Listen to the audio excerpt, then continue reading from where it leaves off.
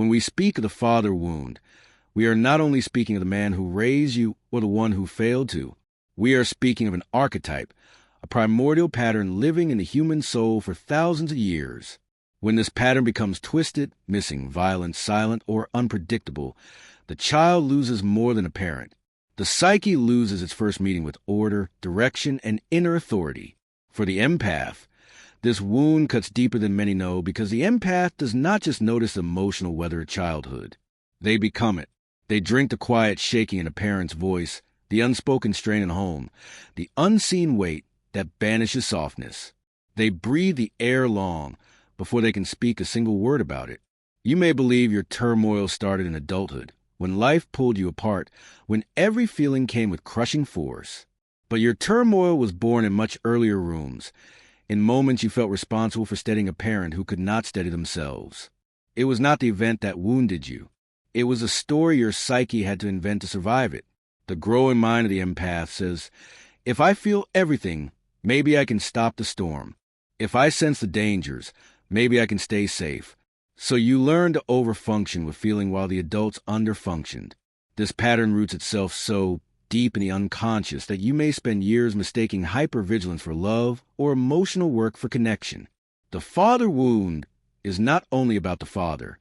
It is about the failure of a defining symbol, the one who should model separation, limits, and inner guidance. When that symbol is unsteady, the child takes an unsteadiness as destiny. So the empath grows into an adult with a strange sensitivity, a skill to sense danger before it appears, but also a failure to feel settled even in calm. The body recalls the old atmosphere. The heart recalls the old imbalance. The unconscious recalls carrying too much too soon. Across my years of studying dreams, fantasies, and mythic symbols, I've seen a repeating image in those marked by the father wound, a house with no roof, or a bridge that falls midway, or a sun that flickers but never fully rises. These are not chance images. They signal the missing psychic structure the father archetype should provide. Yet in many empaths, the missing structure is replaced by another kind of power, the skill to feel the whole emotional field of the family, sometimes the whole emotional field of a world. This is both a gift and a weight. Without inner fortitude to hold such sensitivity, the empath is flooded by it like a river over its edges. But when the wound is healed, that same sensitivity becomes a form of deep-seeing intuition and knowing. It becomes a quiet strength, the kind that does not yell nor control, but moves with a stillness that cannot be shaken. The work of healing is not to fix the father you had, nor to delete the pain you inherited, but to restore the archetype inside you, to rebuild the inner structure never taught. Healing the father wound is the making of an inner father, a symbolic presence that directs, protects, leads, and gives shape to your emotional life. Without this, the empath stays open, taking in everything, lacking the psychic borders needed for becoming oneself. With it, the empath becomes formidable, centered, and able to hold their own depth without sinking. Some of you have felt for many years that you are too emotional, too intense, or too sensitive. But these are not personality traits. They are survival methods. And survival methods are always the psyche's attempt to make balance in an unbalanced world. When the father is emotionally absent or unpredictable, the child naturally compensates by becoming the emotional regulator of the whole system. The empath learned early that silence could mean danger, that anger could explode without sign, that love could disappear overnight. So you became alert and hyper-responsive. This was not sensitivity. It was protection dressed as sensitivity. Let us go deeper. In my analytical work, many empaths share repeating dreams of running through long corridors, looking for a door that will not open, or standing before an ocean that stretches forever with no shore. These dreams symbolize a longing for containment, for definition, for the internal limit the father archetype should have given. The ocean without the shore is the empath's emotional world without a vessel. The endless hallway is the psyche seeking direction. And the locked door often shows the father's inner world, unreachable, mysterious, frightening, or simply not there. You may think you have left your childhood home behind, but truly, the home is within you. The emotional architecture of that home travels with you until you consciously remake it. Healing starts not when you forgive a parent, nor when you understand them. Healing starts when you understand yourself. the version of you shaped by the emotional climate of your youth. Only then can you re-enter the psyche with clarity, seeing how your adult behaviors, choices, relationships, and burdens have been unconsciously formed by the early wound. The empath often fears showing anger because anger was unsafe.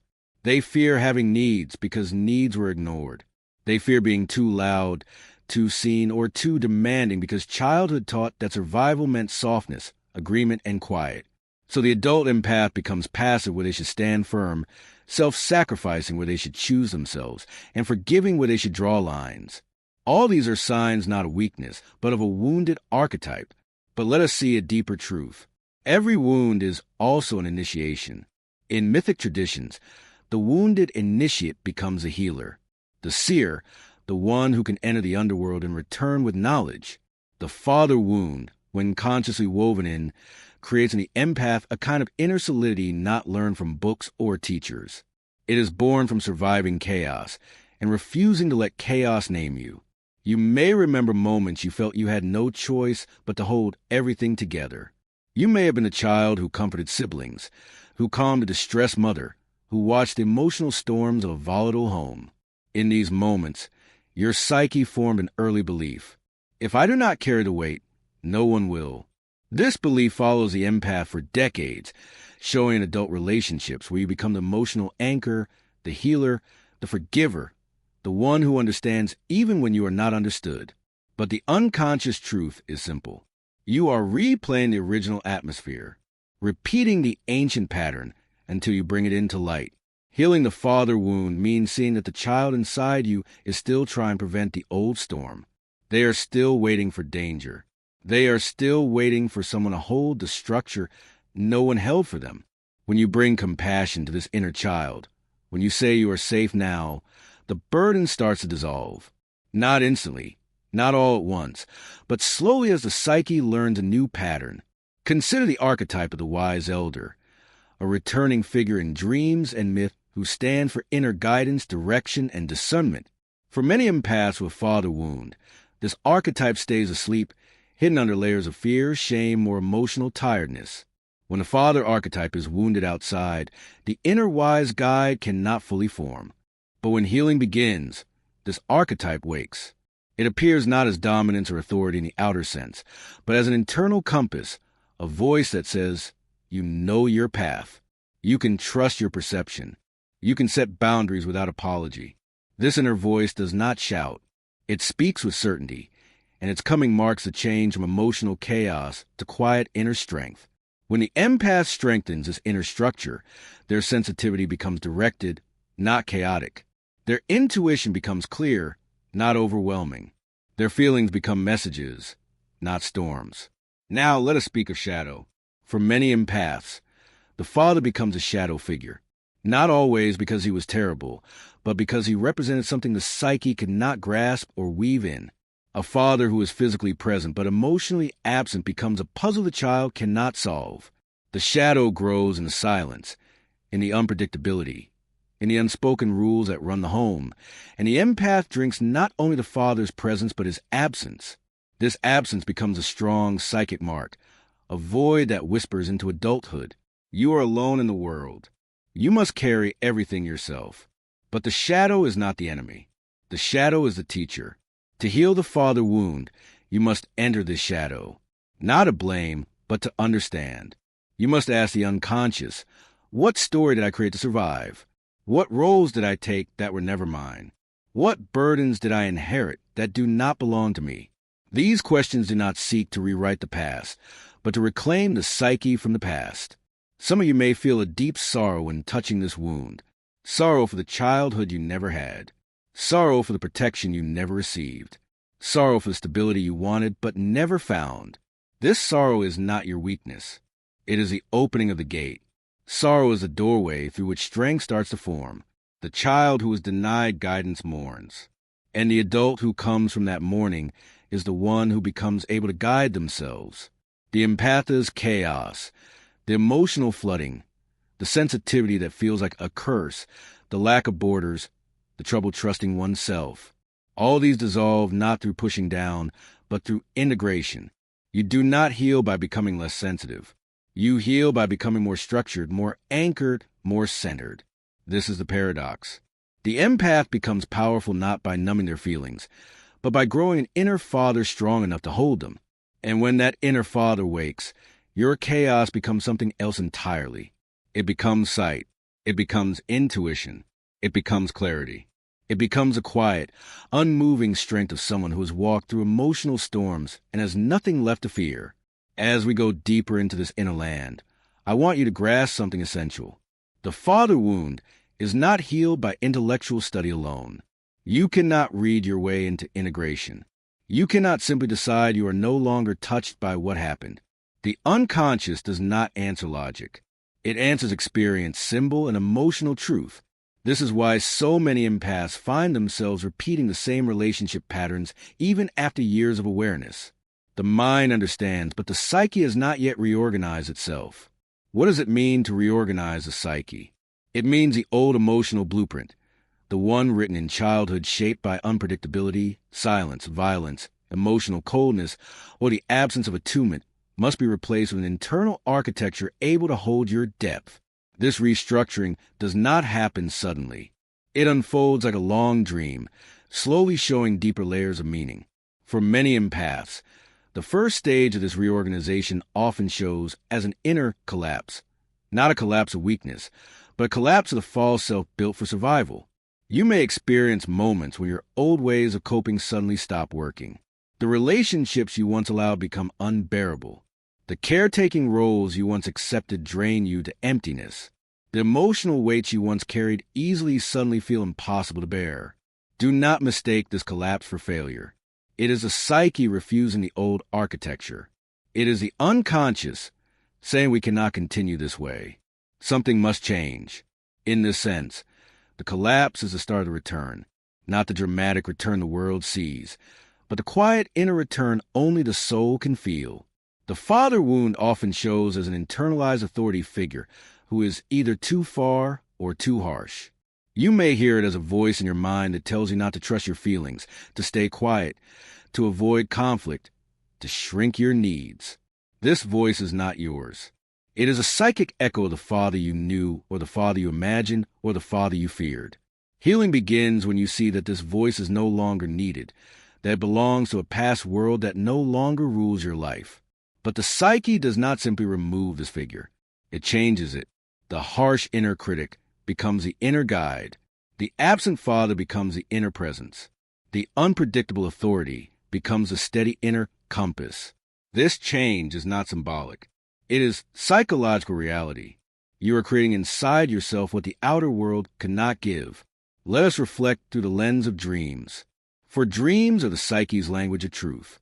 Many empaths with father wound have dreams of walking through abandoned cities, of moving through forests at night without a map, or of wandering through ancient ruins.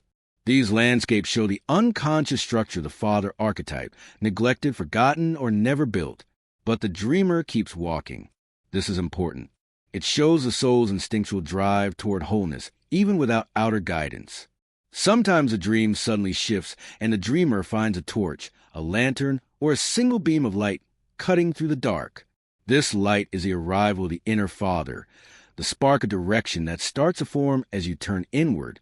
The light is small at first. It flickers. It may be hard to trust, but it grows exactly in proportion to the attention you give it. For the empath, healing the father wound also involves taking back anger. Not explosive anger, but sacred anger. Anger that says my borders matter. Anger that says the child I once was deserved protection.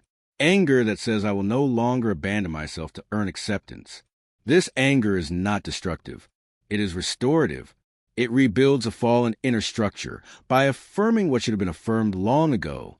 Many empaths fear this anger because they link it with the father's instability or silence.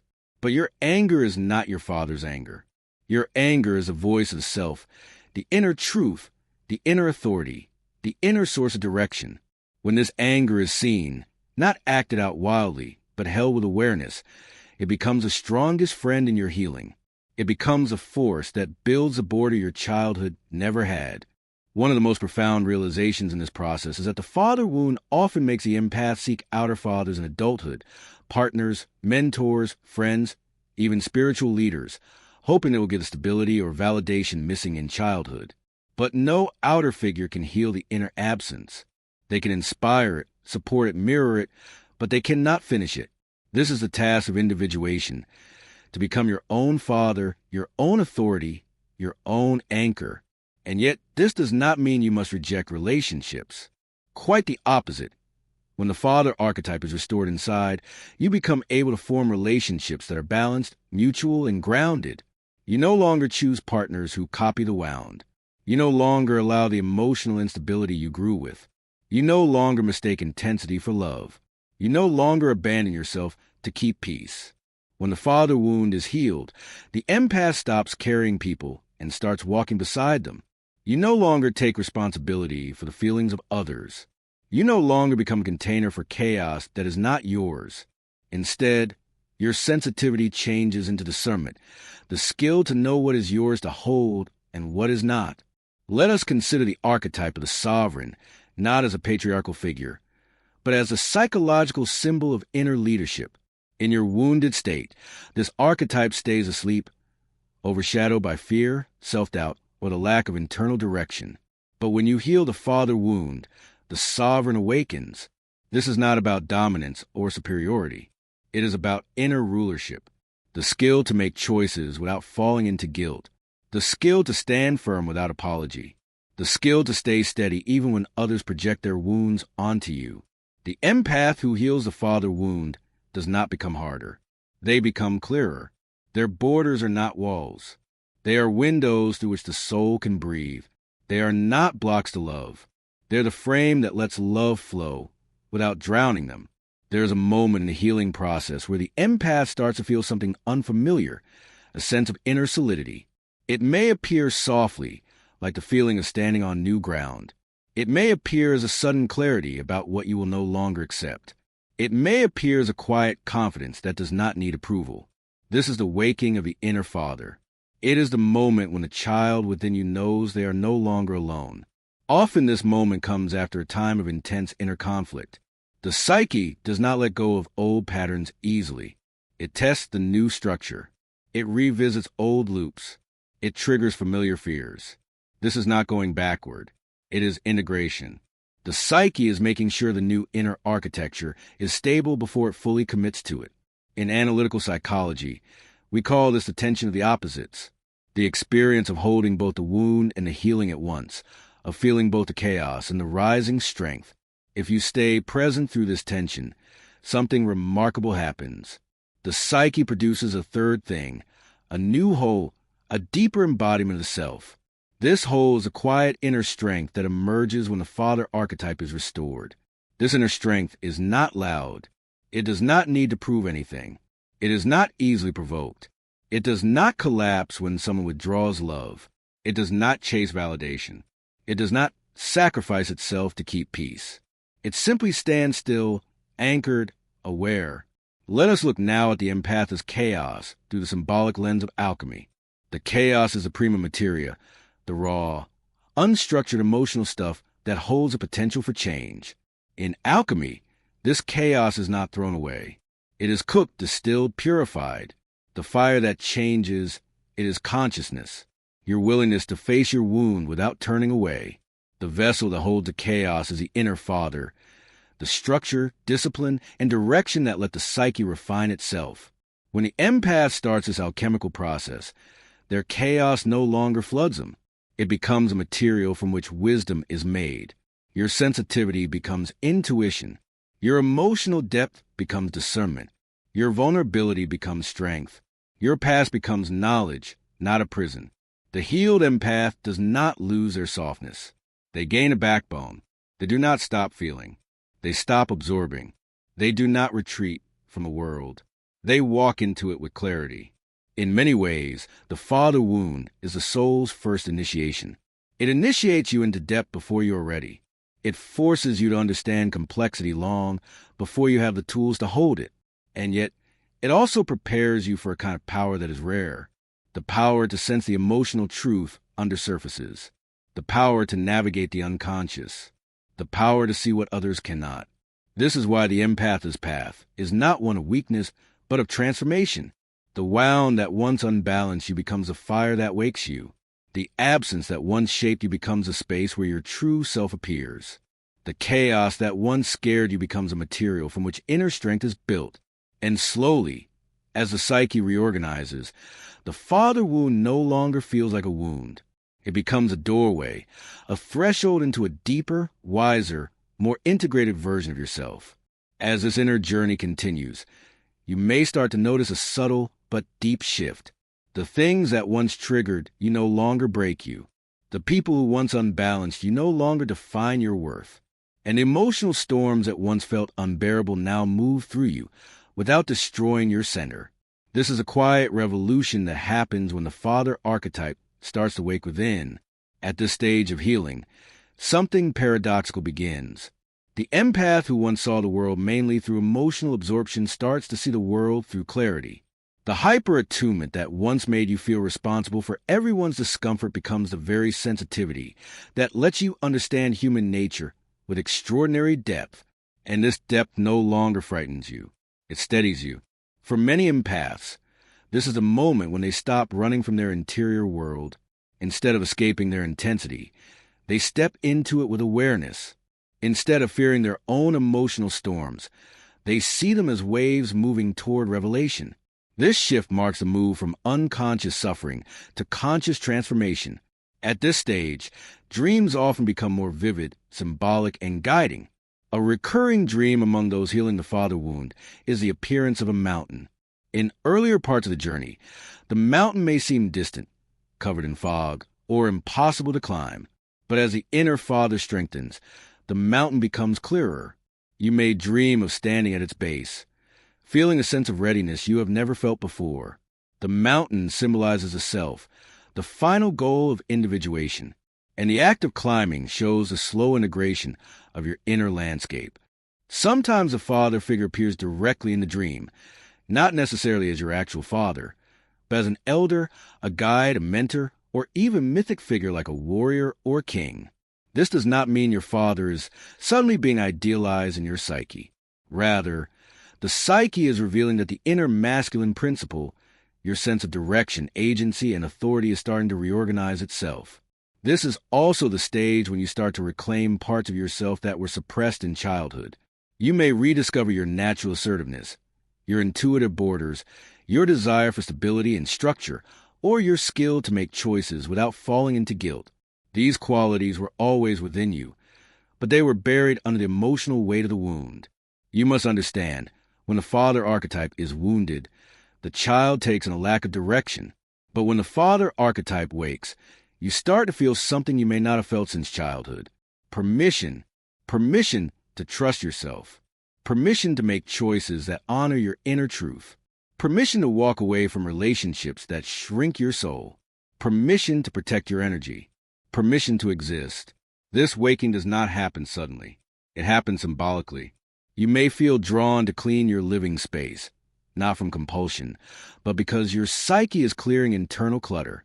You may feel an urge to reorganize your time, create schedules, or set new priorities because the inner father is guiding you toward structure.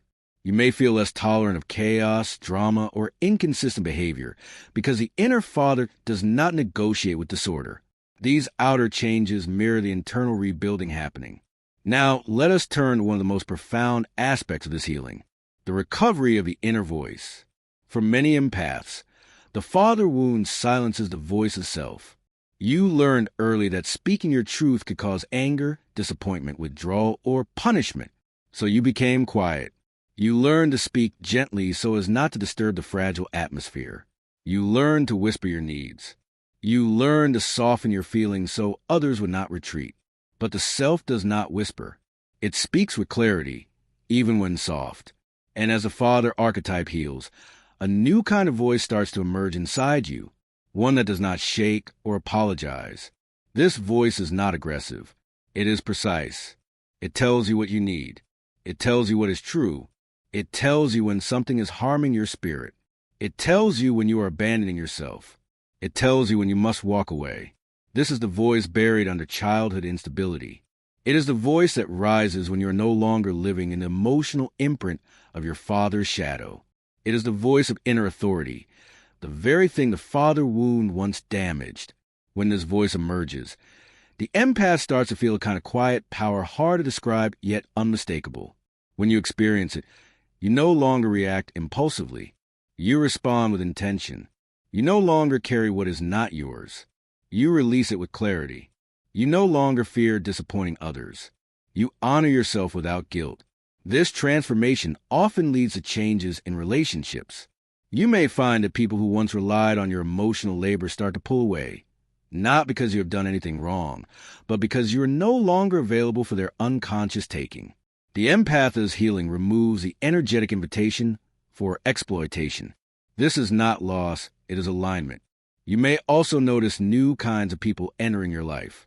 Individuals who value your depth rather than drain it, who respect your borders rather than test them, who meet you rather than pull from you. When the inner father strengthens, your outer world mirrors this shift. You start to draw relationships that reflect your inner stability. Let us consider another symbolic layer, the archetype of the warrior. The warrior is not about violence or aggression. It is about resilience, clarity of purpose, and the skill to protect what is sacred. When the father archetype is wounded, the warrior often becomes suppressed or twisted. You may become passive, unable to defend yourself, or overly self-sacrificial. But as healing moves forward, the warrior wakes not to fight others, but to defend the borders of the self. This is the energy that says no more. This is the energy that refuses to carry emotional weights that belong to others. This is the energy that steps forward rather than collapsing inward. The empath's true power is not in absorbing pain, but in changing it. And this change cannot happen without the inner father providing containment. Sensitivity without structure is suffering. Sensitivity with structure is mastery. There is another deep shift that happens in this phase of healing, the collapse of idealization. Many empaths idealize others because they long for the father they never had. They project strength, stability, or wisdom onto people who do not have it. When the father archetype heals, this projection dissolves. You start to see people as they are, not as the child in you wishes them to be. This clarity may feel painful at first, but it is freeing. The world becomes less confusing when you stop hoping unconscious people will become conscious for your sake. This collapse of idealization also frees you from the unconscious need to fix others. The child who once tried to soothe an unstable father often grows into an adult who chooses unstable partners, hoping to heal them.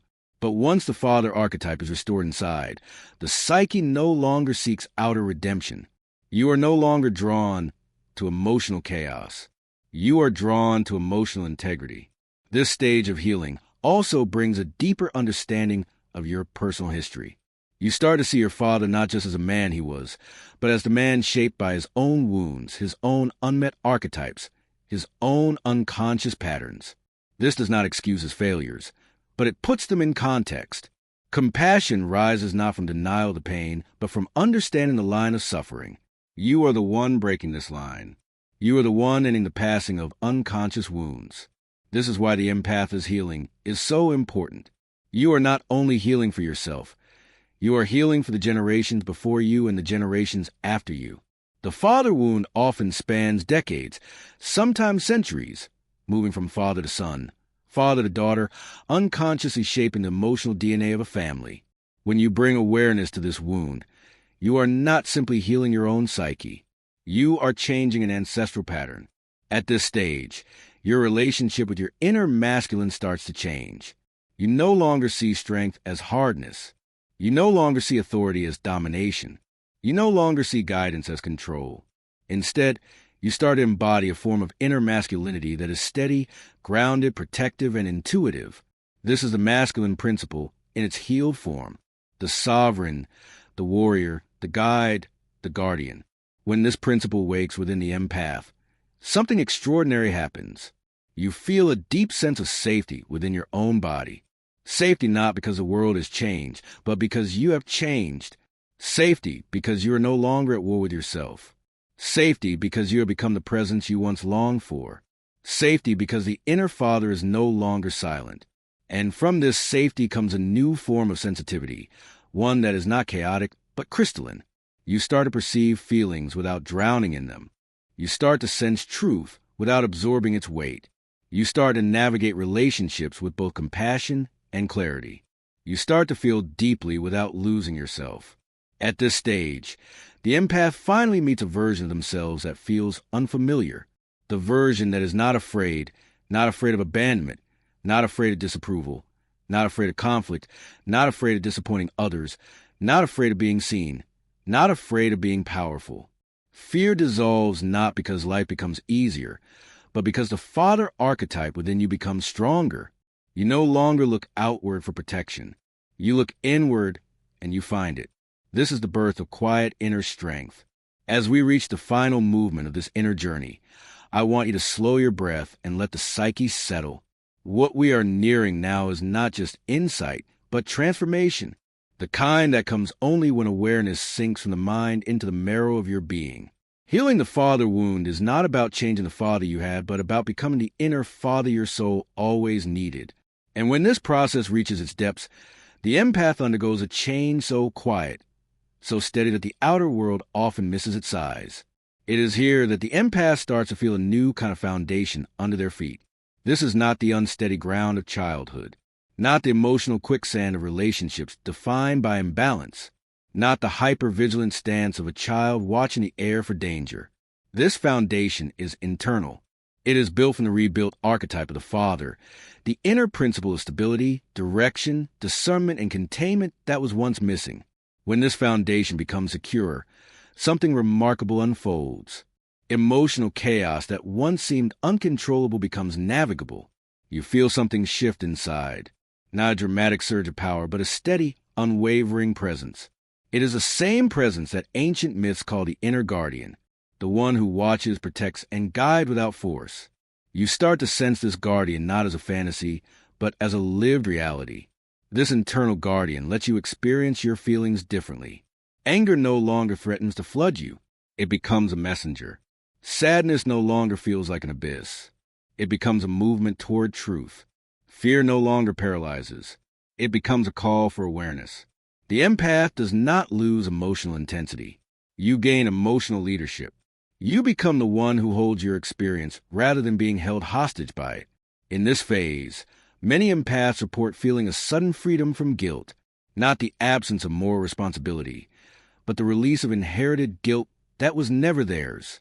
The child who grew up believing they were responsible for the emotional stability of the home finally steps out of the role.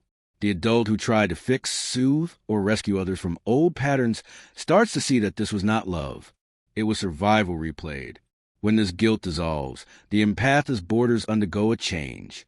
They stop being fear-based and become identity-based. You no longer set borders because you are afraid of being hurt. You set borders because you know who you are. You no longer fear disappointing others. You fear betraying yourself. And this shift marks the true birth of inner authority. Let us reflect through one more dream image that often appears at this final stage. A bridge that was once broken now becomes whole. Throughout the early parts of healing, empaths may dream of bridges that collapse, and suddenly or fail to connect to the other side.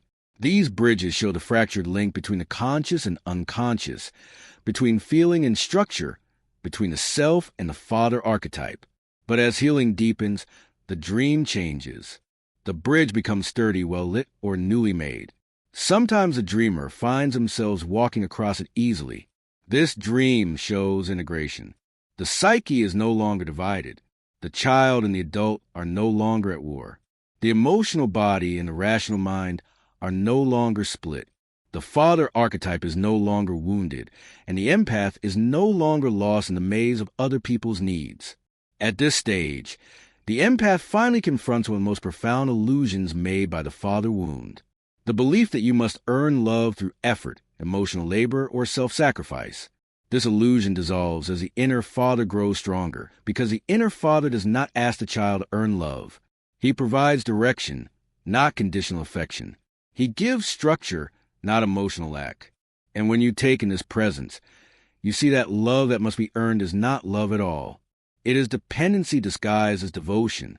Once this illusion breaks, the empath starts to receive love differently. You no longer see kindness as manipulation or distance as safety. You no longer confuse familiarity with fate or chaos with passion. You no longer merge with those who are unstable, nor do you shrink for those who cannot meet you. When the father archetype heals, you stop mistaking emotional intensity for connection. You stop believing that losing yourself is the price of belonging. You stop accepting the bare minimum from those who only offer pieces. If earlier you were drawn to those who needed healing, now you are drawn to those who are healing themselves. If earlier you were drawn to chaos, now you are drawn to integrity. If earlier you felt responsible for rescuing others, now you understand that rescuing someone is the fastest way to lose them and lose yourself. This clarity marks another deep shift, the return of your life force. For years, you may have lived with a sense of emotional depletion, as if your vitality was constantly leaking into the wounds of others. But the healed inner father guards this vitality. Your energy stops scattering. Your nervous system steadies. Your intuition sharpens because it is no longer clouded by survival-based sensitivity. You start to experience your sensitivity as a superpower, not a burden. You can read situations with uncanny precision, but you are no longer obligated to save anyone. You can feel the emotional truth of others without being swallowed by it. You can offer compassion without sacrificing yourself. This is the empath change. Not softer, not harder, but clearer. A new independence emerges here, but not the cold independence of avoidance or self-protection. It is an inner independence, the kind that says, I trust myself to meet whatever life brings. This independence lets you engage with life fully, without fear of losing yourself. It lets you love deeply without dissolving into the other. It lets you express truth without trembling. It lets you stand alone without feeling abandoned because the father archetype within you is no longer absent. And now we reach perhaps the most extraordinary realization. The father wound, when healed, becomes the source of your spiritual waking. The wound that once unbalanced you becomes a door to depth. The absence that once shaped your identity becomes a portal through which your true self appears. The chaos that once overpowered you becomes the very material from which your inner strength is forged. This is why so many empaths describe the final stage of healing as a return not to childhood, but to the self they were always meant to become. A self that is emotionally deep, yet internally grounded. A self that feels everything yet collapses at nothing. A self that can walk into darkness without losing their way. A self that holds wisdom not from books but from surviving, understanding, and weaving their own line of pain. Let us end this journey with a symbolic truth from analytical psychology. To heal the father wound is to restore the axis of your soul, the axis that links the unconscious to the conscious, the axis that lets your intuition become direction, the axis that turns sensitivity into strength, the axis that stabilizes the empath so they are no longer an open container for the world's pain, but a clear vessel for their own purpose. When this axis is restored, the empath does not rise loudly. You rise quietly, steadily, unshakably. You rise not in defiance of the past, but in integration with it. You rise not as a wounded child longing for safety, but as the adult who has become the source of that safety. This is a quiet inner strength the father wound was always pointing you toward. Not the strength of armor, but the strength of grounding. Not the strength of dominance, but the strength of presence. Not the strength of suppression, but the strength of embodiment. And when you reach this place, you realize something profound. Your healing was never about becoming someone new. It was about remembering the self that the wound could not destroy. You wake not into a different identity, but into the truth of who you always were. The empath who feels deeply, sees clearly, loves wisely, and stands firmly within themselves. The empath whose chaos has changed into discernment. The empath who enters life not with trembling, but with quiet certainty. This is the final gift of healing the father wound. The chaos becomes clarity. The sensitivity becomes wisdom. The vulnerability becomes strength. And the empath becomes whole.